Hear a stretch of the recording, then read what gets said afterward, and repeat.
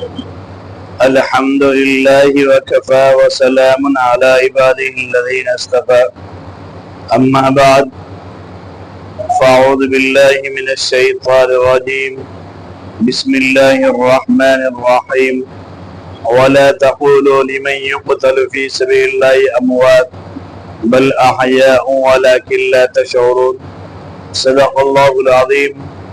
ناظرین، یہ ہمارا محرم الحرام کے تعلق سے تیسرا حصہ ہے جو آپ کی خدمت میں عرض کیا جا رہا ہے۔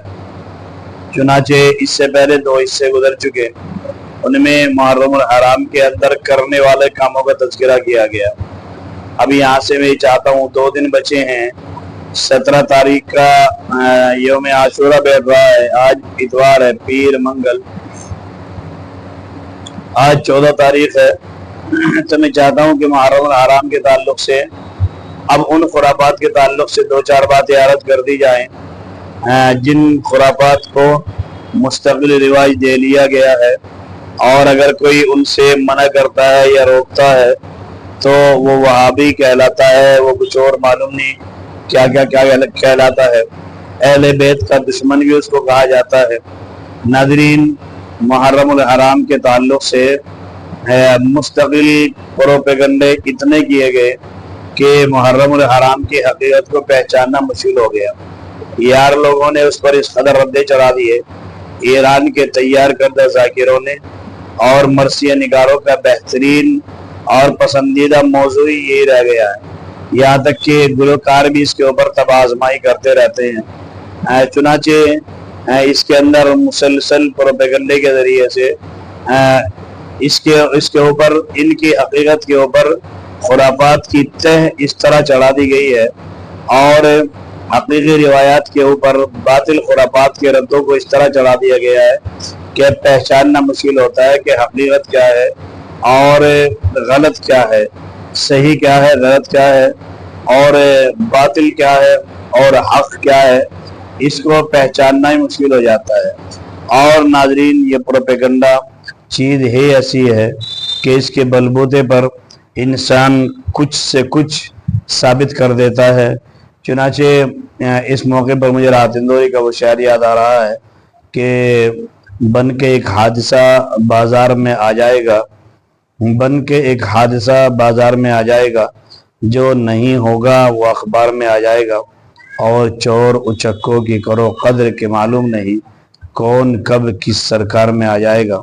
تو ناظرین، اسی طرح سے مستقل پروپیگنڈے کیے گئے، اور پروپیگنڈا چیز ہی وہ ہے جس کے بلبوتے پر ہوتا کچھ ہے، دکھایا کچھ جاتا ہے۔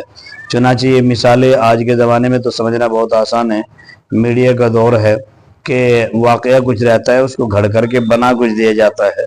اس کو سمجھانے کے لیے حکیم الامت مجدد الملت حضرت تھانوی علیہ الرحمہ نے ایک واقعہ اپنی کتاب کے اندر تحریر فرمایا ہے۔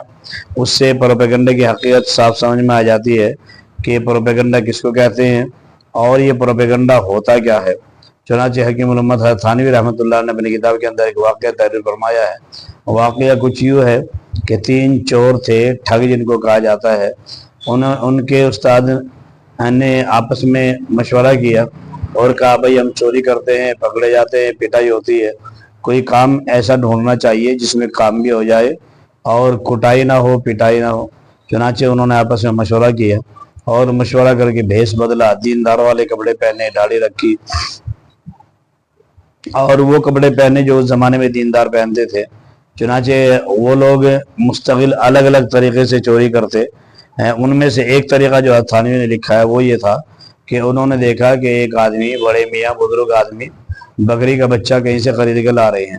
تو انہوں نے دور سے دیکھ لیا اور آپس میں یہ طے کیا کہ دیکھو، استاد نے کہا کہ اسے بکری کا بچہ لینا ہے، لیکن اس طرح لینا ہے یہ بزرگ آدمی ہے، یہ بد دعا بھی نہ کر دے اور یہ ہمارے سر پہ بھی نہ پڑ جائے۔ چنانچہ اسی طرح سے استاد نے مشورہ دیا اور سارے مشورے کے بموجب الگ الگ تھوڑی دور جا کر کے کھڑے ہو گئے۔ اب جیسے ہی ان میں سے ایک ٹھگ کے پاس سے وہ بڑا آدمی گزرا تو اس ٹھگ نے زور سے سلام کیا، السلام علیکم چچا، اور خیریت ہے؟ یہ کتے کا بچہ کہاں سے لیا ہے آپ نے، کتنے کا خریدا ہے؟ چنانچہ بڑے میں نے کہا یار तुम इसे कुत्ते का बच्चा बता रहे हो, मैं तो बकरी का बच्चा खरीद के लाया हूँ। बड़े मियाँ ने पीछे मुड़ करके बकरी के बच्चे की तरफ देखा, उसके पाँव पकड़ के देखे, उसकी कान पकड़ के देखे, है तो बकरी का बच्चा, आवाज ही बकरी के बच्चे जैसे निकाल रहा है। लेकिन ध्यान में एक खटक पैदा हुई कि ये दीनदार आदमी से कुत्ते का बच्चा क्यों बता रहा है। तो उसके बाद जहन में बात आई, हो सकता है ये पागल हो, दिमाग काम ना कर रहा हो। आगे फिर रवाना हुए, थोड़ी दूर फिर चले, देखा एक वही दूसरे नंबर का ठग जो मुनज़्ज़म प्लानिंग के तहत खड़ा हुआ था, उसने और जोर से सलाम किया, अंदाज बदल गया। अस्सलाम वालेकुम चाचा, खैरियत है? कहाँ से लाए ये कुत्ते का बच्चा? कितने का लाए? ये बच्चा तो अच्छा दिख रहा है, नस्ली है, घर के लिए लाए खेत के लिए लाए हो? और क्या करोगे इसका ले जा करके? कितने में खरीदा है? जब एकदम इतने सवालों की बौछार की तो बड़े मियाँ का सर चकरा गया और उन्होंने कहा, यार वो पहले वाले भी कुत्ते का बच्चा बता रहा है, तेरे भी कुत्ते का बच्चा बता रहा है, हो ना वो तेरे साथ धोखा लगाओ। लेकिन फिर वो पीछे मुड़ा, उसने मुड़ करके बकरी के बच्चे का मुंह देखा, सींग देखे, पाँव देखा, फिर तसल्ली सी हुई। लेकिन जहन में और शुबा कवी हो गया कि भाई आखिर ये दोनों दीनदार आदमी से बकरी का बच्चा क्यों बता रहे हैं, कुत्ते का बच्चा क्यों बता रहे हैं। फिर तीसरे बंदे के पास तो बड़े मियाँ ने कहा उसे दूसरे वाले को, भाई तेरी अकल खराब हो गई है, मैं बकरी का बच्चा लेके आ रहा हूँ तो कुत्ते का बच्चा बता रहा है। उसने कहा, जी कि चचा तुम्हारी मर्जी है, ये साफ से नजर आ रहा है कुत्ते का बच्चा है, पिल्ला है ये कुत्ते का, और आप घर पे जाएंगे बच्चे भी आपको गाली देंगे, बाकी आपकी मर्जी। अब बड़े मियाँ के दिल में कभी दाइया पैदा हो गया, शक पैदा हो गया कि आखिर ये दीनदार आदमी ने क्या दौलत है झूठ बोलने की, ये पता नहीं कि प्लानिंग के तहत खड़े हैं। तो नाज़रीन इसी तरह जब वो तीसरे ठग के पास गुजरा जो उस्ताद भी था, उसने बहुत अजीब अंदाज में सलाम किया और कहा, अस्सलाम वालेकुम चचा, ये फेंक दो ना कुत्ते का बच्चा, इससे कपड़े खराब हो जाएंगे, आपके कपड़े नापाक हो जाते हैं, आप तो दीनदार आदमी नमाजी आदमी मालूम हो रहे हैं, आपके कपड़ों के ये लग गया तो आपके कपड़े नापाक हो जाते हैं, पता है ना आपको, आप दीनदार हैं, आप इसे फेंक दीजिए, क्या करेंगे आप इसका। चुनाचे बूढ़े का सर चकरा गया और उसने सोचा, हो ना हो किसी ने मुझे टोपी पहनाई है और किसी ने मुझे ये कुत्ते का बच्चा दे करके बकरी के बच्चे पैसे ले लिए है, मैं घर जाऊंगा, लोग मुझे जो है ना मुस्तकिल गालियां देंगे, बच्चे भी कहेंगे बाबा तुम्हारा दिमाग काम नहीं कर रहा है, तुमने ऐसा काम किया है, मुझे परेशान करेंगे, घरवाली भी परेशान करेगी, बच्चे परेशान करेंगे, बेहतर ये कि मैं ही इसको छोड़ देता हूँ और घर वालों को जाके यूँ कह दूंगा, भाई बकरी का बच्चा मुझे सुकून सा मिला नहीं। चुनाचे उसने ऐसा ही किया, थोड़ा आगे जाके छोड़ दिया और वो तीनों ठग जो मुनज़्ज़म साजिश के तहत खड़े थे उन्होंने उसको पकड़ लिया। तो नाज़रीन उलमा ने लिखा है कि अगर ये बड़े मियाँ इसी तरह लेकर के चला जाता, गांव में जाता तो आपकी बात खुल जाती कि ये बकरी का बच्चा है, उन्होंने से उल्लू बनाने की कोशिश की थी।